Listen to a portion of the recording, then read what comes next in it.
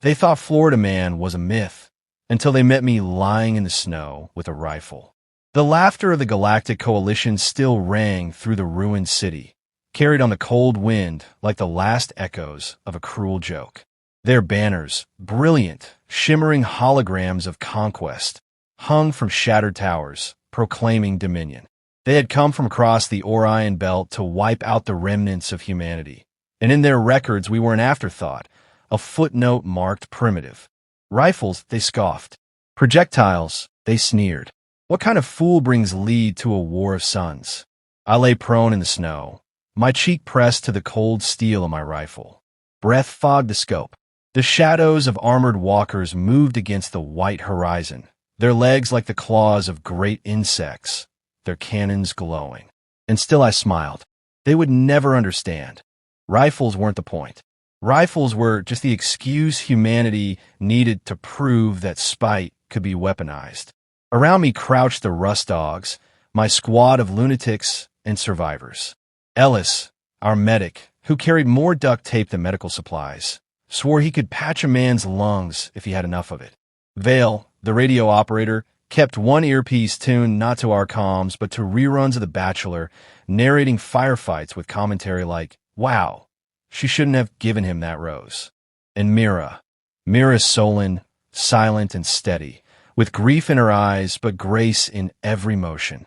She sat beside me now, brushing snow from the barrel of my rifle, a gesture so small it threatened to undo me more than any plasma blast. The aliens didn't see us yet. Why would they? They considered us ants. One of their generals, scaled, jeweled, and bloated with arrogance, broadcast his voice across the city ruins. "Surrender your relics. You are not warriors. You are clowns." I chuckled, soft and bitter. "Funny thing about clowns," I muttered, adjusting the scope, "they always get the last laugh." My finger squeezed, the rifle cracked, and the general's jeweled head burst into silence. The laughter died with him. The battlefield convulsed. Shouts in alien tongues. Plasma bolts scorched the snow into steam. Walkers shifted direction, sweeping buildings with beams of fire. The rust dogs scattered like shadows. Mira pressed closer to me, her rifle angled at the flanks. Elias sprinted with duct tape trailing from his pack, shouting, "If I die, someone tape my will to my chest." And still the aliens mocked. At first, they didn't understand why our bullets curved through blizzards or how our traps collapsed snowdrifts onto their drones. They didn't understand why Vale, muttering about reality television, somehow jammed their comms with reruns of Earth commercials. Or why Mira, quiet Mira, dropped their soldiers with a calm efficiency that made even seasoned hunters tremble. It was for them like fighting against absurdity itself, against a people who had no right to endure and yet endured anyway. A squad of scaled infantry crept too close. I let Mira handle them. Her rifle barked in short bursts, each shot precise. She didn't gloat, didn't grin, just exhaled with each kill, her face carved from stillness. When she glanced at me, her eyes softened, just for a moment, and then she returned to her vigil. Vale laughed through the comms. They thought they'd get season finales today. Sorry, boys. Spoilers, you all die in the end. The aliens struck back harder, plasma raining down, buildings collapsing. Panic moments blurred into fragments. Snow exploding, Mira pulling me down as a beam sliced the air where my head had been, Elias diving in a fire to drag a screaming soldier free. We moved through chaos like phantoms, surviving by instinct and spite. And yet, there it was, the moment when survival seemed impossible. A walker crested the ridge, its cannon fixed directly on our position. Its shadow fell across us, massive and unyielding. I knew in that instant that we could run, scatter, vanish into ruins. But if we did, we'd lose the last hold we had on this city. And humanity, mocked as ants, will be trampled for good. I steadied my breath. Myra's hand touched my shoulder, warm even through gloves. No words, just that gesture. I'm here. The walker charged its weapon, plasma humming. Snow vibrated beneath it. My scope narrowed. Heart slowed. Time collapsed into a single thread. "You ever heard of Kentucky windage?" I whispered to no one in particular. Then I fired. The round flew, arced, disappeared into wind and snow. A second later, the walker's cannon detonated inward, tearing the machine apart in a blinding burst of flame. Silence. Then panic. The alien infantry scattered, their command unraveling. Whispers began, carried on their comms but bleeding into ours. The shadow sniper. The human ghost.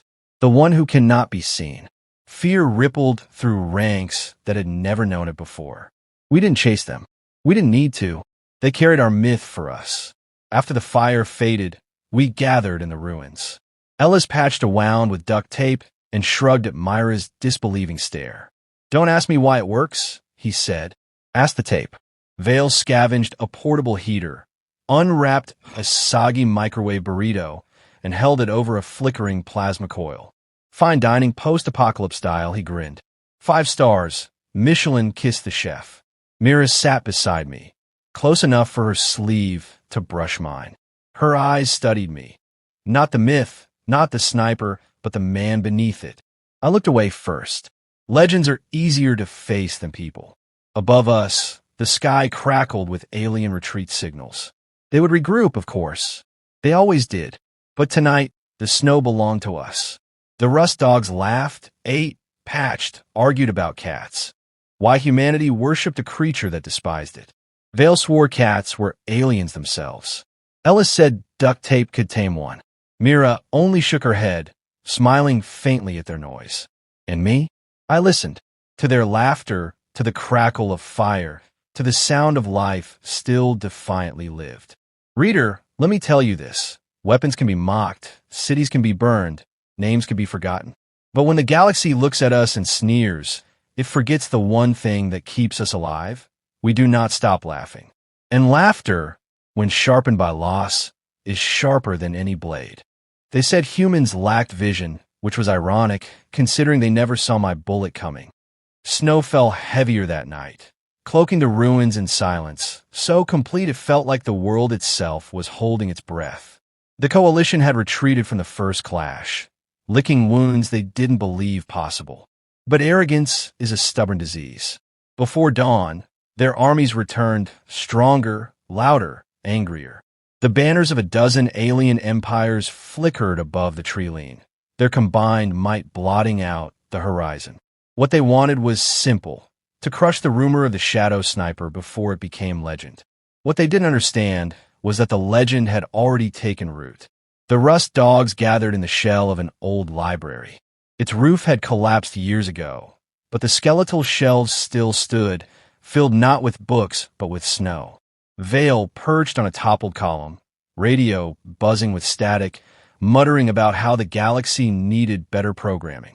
Elias was tightening a makeshift bandage on his arm with, you guessed it, duct tape. Mira crouched by the window, watching the forest line with her patient eyes. I spread the city map across a cracked marble slab. They'll push from 3 vectors. East with infantry, north with mechs, west with air support. I tapped the map with a gloved finger. They want us to break. So we won't. Vale smirked. Won't or can't. Same thing, I said. The truth? I felt the weight of it pressing down. The Coalition had underestimated us once. They would not make that mistake again. And though we'd bloodied them, humanity was still a cornered animal. We had no reinforcements, no supply chains, no safety net. Just our stubbornness and the bitter humor that kept despair at bay. The assault began with a rising sun, plasma streaks tearing the dawn apart. The air buzzed with drones, mechs thundered through ruins, and alien infantry advanced with ruthless precision. Myra's first shot cracked the silence, dropping a commander mid-stride. My rifle followed, cutting through another officer before his order finished leaving his throat. Their ranks faltered, but only for a moment. Then the storm swallowed us whole. Snow and fire, smoke and screams. The rust dogs fought like devils. Vale jammed enemy comms with an Earth commercial about paper towels, leaving their units bewildered as a cheerful jingle echoed across the battlefield. Elias patched wounds with duct tape and fury, dragging men to safety even as plasma scorched his coat. Mira moved like a phantom, covering every angle I left exposed, her presence a quiet rhythm to my chaos. But the aliens weren't just soldiers, they were strategists. They adapted, they pushed harder, and then they unveiled their weapon, the psionic warlord. He strode across the battlefield as though the snow bent for him. His eyes glowed with a light that pierced through smoke, through walls, through flesh. His voice rang in every soldier's skull. I see across dimensions. Your bullets are shadows. You cannot touch me. For the first time, I felt doubt claw my chest. My rifle, my defiance. What good was it against someone who saw every possibility before it happened? Myra's hand brushed mine, a fleeting spark of warmth in the storm. She didn't speak, but her silence steadied me more than words. The warlord raised his hand, and soldiers collapsed in waves, clutching their heads. His laughter carried like thunder. Your myths are dust before me. I sighted him through my scope. He turned his gaze directly at me. Futile, he whispered into my mind. I have already seen your shot miss. I breathed deep. Snowflakes drifted across the lens. My world narrowed to the crosshairs, the inhale, the exhale. Bet you've never heard of Kentucky windage. I murmured, more to myself than him. I fired. The round curved through the storm, bent by the wind, by chance, by spite. The warlord's third eye, his psionic jewel, burst like glass. His scream tore through every channel before silence reclaimed the field. And then, as though a string had been cut, the alien ranks collapsed. Soldiers broke formation. Mechs faltered. Drones spiraled out of control. Fear, that most human of infections, spread faster than fire. The rust dogs seized the moment. Vale hooped into the comms. Guess who didn't see that coming? Elias taped a plasma pack to a drone and sent it careening into the enemy lines, cackling like a madman. Mira squeezed my shoulder once, firm, grounding, and returned to the fight. The battle raged shorter than expected. Fear turned their strength into weakness. By dusk, the coalition was in full retreat, their banners burning in the snow. Afterward, silence fell again, but it was a different kind of silence. Heavy, bruised, trembling with disbelief. The rust dogs huddled in the ruins, battered but alive. Vale roasted another burrito over a crackling plasma coil. Elias patched burns with strips of cloth and more tape. Mira sat close to me, her rifle across her knees, watching the flames dance. The men laughed, weak but real. Elias grinned through a swollen eye. Still don't know why duct tape works. Vale shrugged. Don't know why burritos do either, but here we are. I didn't laugh. Not yet. The warlord's voice still echoed in my skull. His arrogance, his certainty. And how close, so close, he had been to being right. If I had missed, if luck had faltered, it wouldn't just be my squad lost. Humanity's last scrap of dignity would have been ground into the snow. Mira shifted beside me, leaning just slightly so her shoulder brushed mine. No words, no declarations. Just the weight of presence, reminding me I wasn't carrying this alone. That small grace pierced deeper than any bullet.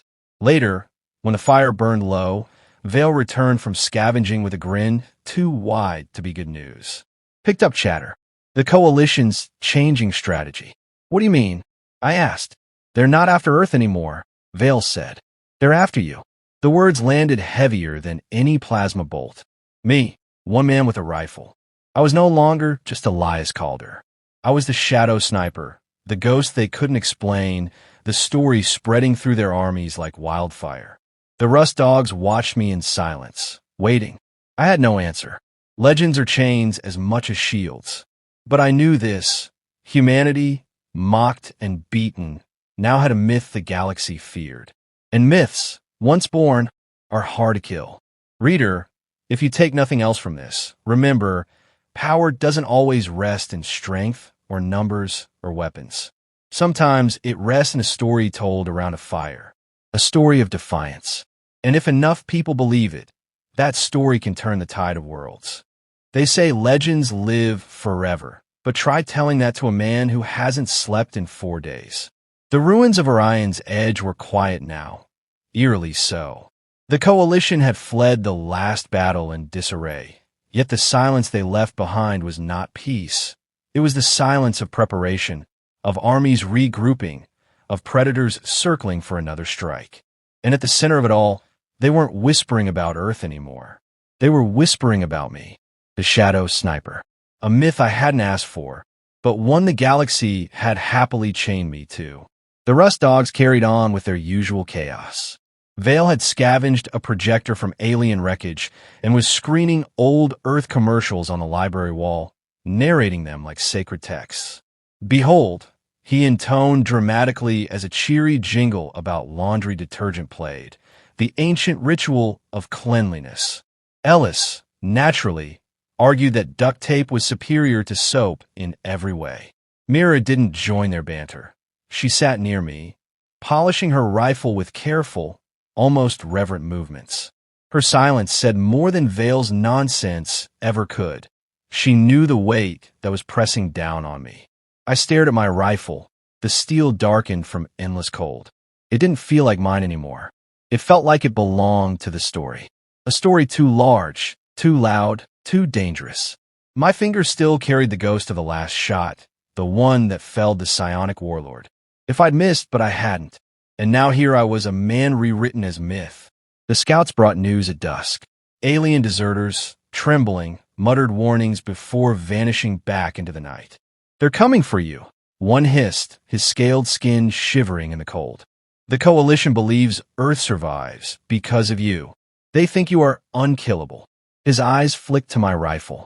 "They will burn entire systems just to erase your shadow." The words sank like stones. Humanity wasn't just fighting for survival anymore. We were fighting for the myth that had accidentally been born in my crosshairs. And if I fell, perhaps humanity's last light fell with me. That night, as snow whispered against broken glass, Mira finally spoke. Her voice was low, quiet as a prayer. "Do you want this to be their story?" I didn't answer right away.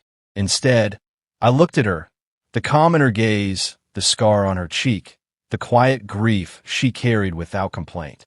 I wanted to tell her no. I wanted to tell her I only ever wanted to be a man who knew how to shoot straight, not a symbol draped in blood. But all I said was, want doesn't matter. Need does. The attack came at dawn. Not a raid, not a skirmish. An armada. The Coalition committed everything. Sky-darkening carriers, crawler mechs the size of cathedrals, infantry pouring across the snow like rivers of steel. Above it all, a new figure stood, another warlord, but different. Cold, silent, not mocking. His armor gleamed like black glass, and when he raised his hand, the entire army moved as one. Vale muttered, "Well, that's comforting. They finally sent someone who looks like he knows what he's doing." The battle erupted in fire. Plasma turned towers to dust. The earth shook with a march of machines. My squad fought like wolves in the storm, Elias dragging the wounded into cover, Vale jamming alien comms with snippets of Earth reality TV until enemy lines collapsed in confusion, Mira striking with deadly grace at anyone who broke through. But still the tide pressed in. I climbed the ruins of a tower, rifle slung, heart thundering. From there I could see it, the black-armored warlord, directing the slaughter like a conductor before an orchestra. If I could cut the head, maybe the body would falter. Maybe. Through the scope, I saw his face, or what passed for it. No arrogance, no laughter, just inevitability. He turned his gaze, and for a moment, I swore he saw me. My breath slowed. Myra's voice crackled softly in my ear. "You're not alone." The shot rang out. Time froze. The round sped through snow and smoke, a defiant scream of steel. But the warlord moved, faster than thought, faster than wind, and the bullet shattered against his armor. He raised his hand, and the building beneath me groaned. I dove as plasma tore the tower apart, crashing through broken beams, landing hard in the snow. My chest burned, my ears rang. For the first time in all these battles, I felt small. The warlord's voice boomed across the battlefield. "Your shadow ends today." The Rust Dogs surged to me.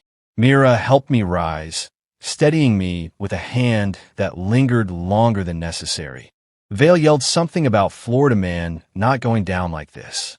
Elias slapped a strip of duct tape over a wound I hadn't noticed yet. And despite everything, despite the roaring chaos, I laughed. A bitter, sharp laugh that cut the air. Ends today? Funny. They've been saying that since Tuesday. The warlord advanced. Plasma storms raged at his command.